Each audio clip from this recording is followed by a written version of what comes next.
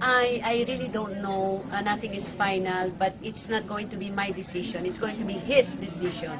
If I think he's ready, then fine. But if I think that he's not yet ready, wag na. Because hindi madali. Hindi madali. So Angel, ano nga ba? Tatakbo ba siya? Angel, ano ba usapan nyo? Ano ba usapan nyo? Kayo po ang nanay. Kayo po ang nanay. Ako lang po ay girlfriend. Siyempre, kayo pa rin naman po ang unang babae. Hindi, ano sa tingin mo kay Lucky? Well, tita, kung kayo nga po, depende ko sa anak nyo, ako pa kaya.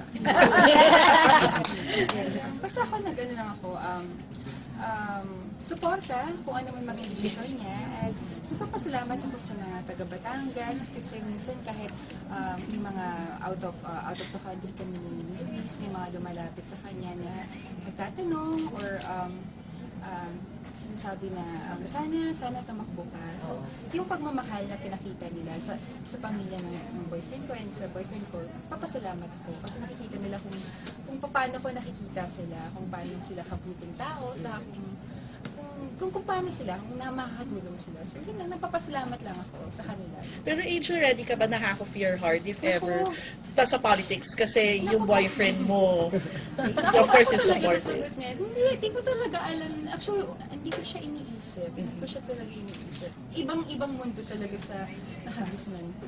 But anything that